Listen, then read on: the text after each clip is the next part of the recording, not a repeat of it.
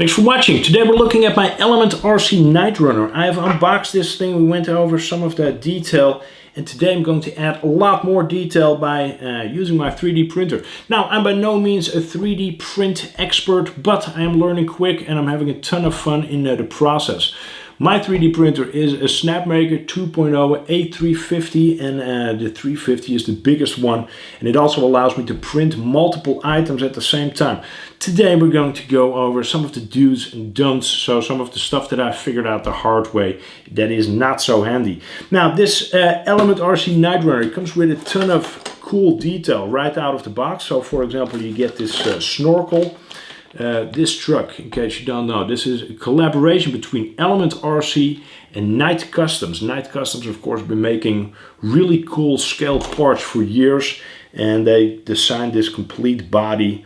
It looks a lot like a Toyota Tacoma without it officially being one. But there's a ton of cool detail on here out of the box. Like, for example, there's door handles, there's wing mirrors, there's wipers, there's this snorkel, there's a bed rack. There's a rooftop tent that is in this case a bed rack tent, and all of this stuff lines up really nicely. Some of this stuff is licensed, like for example that rooftop tent and that bed rack, that's licensed by KnightRunner.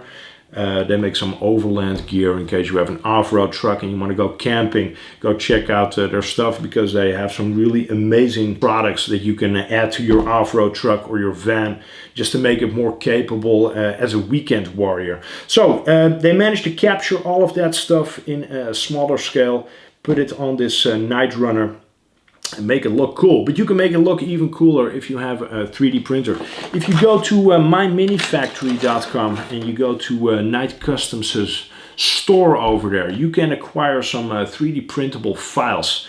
And then if you have a 3D printer, like I'm fortunate enough to have, you can go ahead and print your own stuff at home. Now, they really prepared this truck for 3D printable items, as in, for example, these headlights and the taillights. The body behind those stickers is not painted, so you don't need to scrape off any paint. They did all that for you already. So if you peel off the stickers, you will see that the body behind those stickers is transparent, and you can just go ahead, print your headlight cluster or your taillight cluster, put that in place, put some LEDs in there, and you're good to go. So it doesn't become easier than that, I think.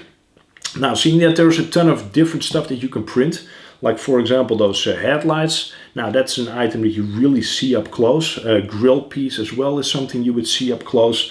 Same with the tail lights, but there's also some stuff that sits a bit further tucked away, like for example inner fenders. And in those pieces you really don't need to have a ton of detail. So I chose to print in two different qualities. One of them is the high quality setting that also takes a lot more time to print. And the other one is like a fast quality or a fast setting, which gives you a bit more of a coarse result. But depending on how you print, you can actually still have some nice results. I will explain that to you in a minute. Now, those headlight items, those look really nice.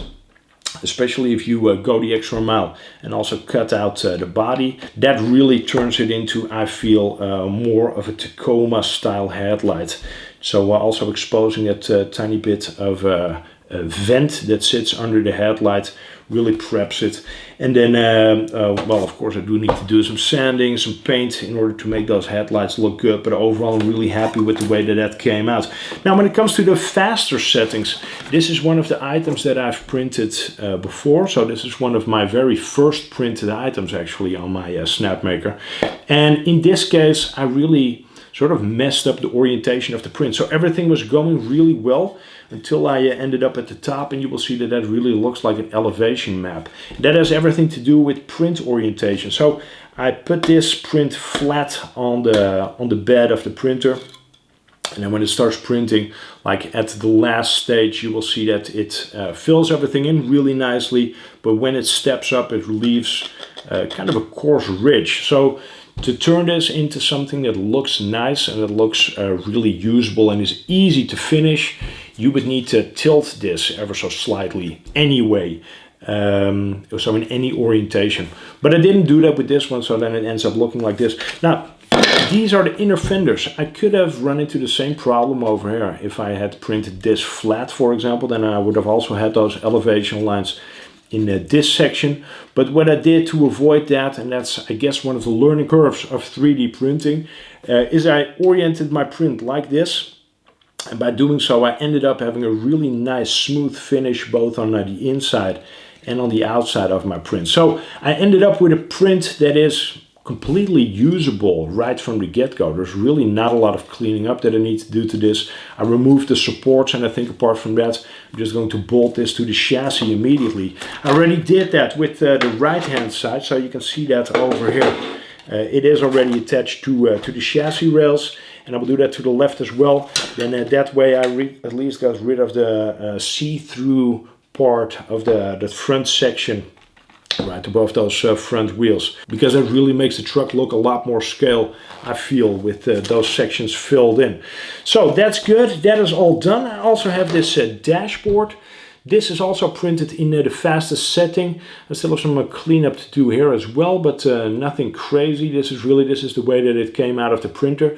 The steering wheel, I did that one in the finer setting. There's still a ton of settings on my printer that I can experiment with in order to clean these prints up even further.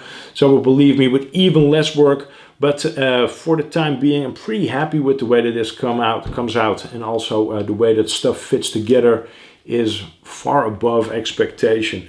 Seeing that I have most of the outside parts ready right now, I can really focus on putting those on the truck, putting some LEDs on there as well, and then focus on some of the paintwork that I want to do to the outside. If you have any suggestions on what you would like to see me do paint-wise on this Toyota Tacoma that isn't a Toyota Tacoma, then let me know in the comments section. If you want to have more information about the 3D printable files that are available for this truck, for this Element RC KnightRunner, go check out the link in the video description box that takes you to my mini factory, to Knight Customs' store over there, where you can buy your files. Really cool. There's a ton of different options out there to turn this truck into something that really looks next level detail wise. Also on my mini factory, if you have not checked that out yet, and depending of course on when you watch this video, we're running a contest in which you can win one of 3 A350 Snapmaker 2.0 printers. The Snapmaker is a 3-in-1 machine, so it's a laser cutter, it is a 3D printer, and it's also a CNC machine. All of those other functions, we will go over those in the coming months. For the time being, I'm having way too much fun printing stuff with it. But again, check out that contest as well. If you are on time, you still have a couple of weeks left to enter your 3D printed parts for your RC truck. And of course, if you want to have more info to this Element RC KnightRunner, also go check out the link in the video description box, and you can do a lot more reading about it, and also look at some detailed shots, because it's really hard to capture on film what this truck looks like and how good it actually looks. Thank you so much for watching. Stay safe, and I will see you in the next video. Take care. Bye-bye. Back on.